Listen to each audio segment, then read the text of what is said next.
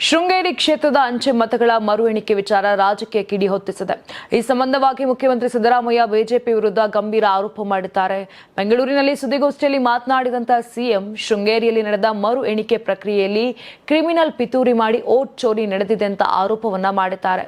ಇನ್ನು ಕೋರ್ಟ್ ಆದೇಶದ ಮೇರೆಗೆ ಅಂಚೆ ಮತಗಳ ಮರು ಎಣಿಕೆ ನಡೆದಿದ್ದು 2023ರ ಚುನಾವಣೆಯಲ್ಲಿ ಕೇವಲ 201 ಮತಗಳ ಅಂತರದಲ್ಲಿ ಕಾಂಗ್ರೆಸ್ ಅಭ್ಯರ್ಥಿ ರಾಜೇಗೌಡ ಗೆಲುವು ಸಾಧಿಸಿದರು.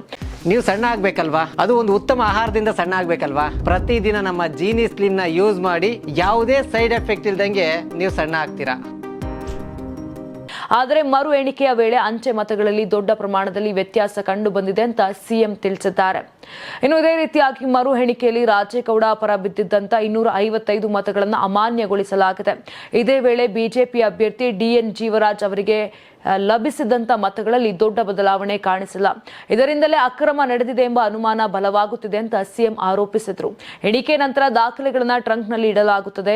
ಈ ವೇಳೆ ಅಧಿಕಾರ ದುರುಪಯೋಗ ಮಾಡಿ ಮತಪತ್ರಗಳಲ್ಲಿ ತಿದ್ದುಪಡಿ ಮಾಡಲಾಗಿದೆ. ಇದು ಗಂಭೀರ ಕ್ರಿಮಿನಲ್ ಅಪರಾಧ ಅಂತ ಸಿಎಂ ಹೇಳಿದ್ದಾರೆ. ಇನ್ನು ಮರು ಎಣಿಕೆ ವೇಳೆ ಕಂಡುಬಂದ ಅಕ್ರಮಗಳ ಬಗ್ಗೆ ಚುನಾವಣಾ ವೀಕ್ಷಕರು ಸಹ ಅಧಿಕಾರಿಗಳಿಗೆ ಮಾಹಿತಿ ನೀಡಿದ್ದಾರೆಂಬ ಸಂಗತಿಯನ್ನ ಕೂಡ ಉಲ್ಲೇಖಿಸಿದ್ದಾರೆ.